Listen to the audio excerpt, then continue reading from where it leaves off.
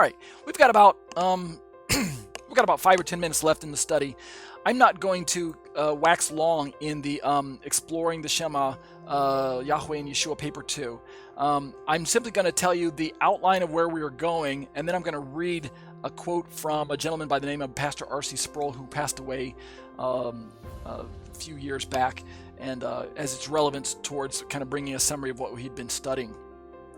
In my paper to Exploring the Shema, where we're talking about the identity of God as Father and the identity of Yeshua as Eternal Son, we worked our way through, in the contents we looked at in introduction, is Trinitarianism logically incoherent, with the idea that philosophy and theology actually make for good study buddies, like I said in the subtitle.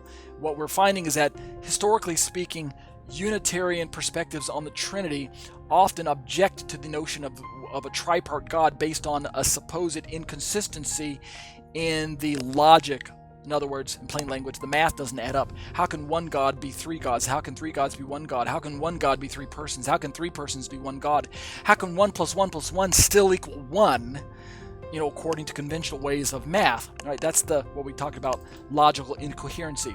And then we got a little bit technical with the verbiage. We looked at Dr. Dale Tuggy, who is a very vocal Unitarian by modern standards of today, and he is probably one of the more vocal voices in today, who's forming some strong,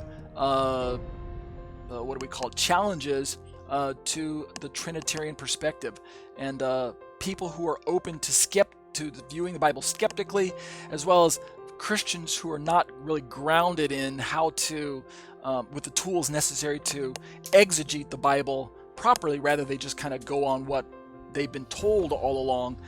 Eventually, and unfortunately, sometimes they encounter skeptics or Unitarians like Dr. Dale Tuggy. They listen to their perspective, and then they start questioning their own, what they've been taught, and then they begin to think, maybe this Trinitarian concept doesn't really make sense. So that's what I mean by let's get a little bit technical. So we then went through a section where we asked the question, is Yeshua God? And we looked at an appeal to mystery. And this word mystery is the concept that, yes, Jesus is God, but in this mysterious equivocal sense on this word God, right? God is Jesus and Jesus is God, but that Jesus isn't all that God is and God isn't all that Jesus is. They have different roles, they have different persons. And so, he is God, but he isn't God in some senses. We have to look at this word God in a special context, things like that. That's what we meant by an appeal to mystery. Many Trinitarian Christians are fond of simply saying, I believe that Jesus is God, but I can't explain it. And so they were making an appeal to mystery. That's what I mean by that. And then we look.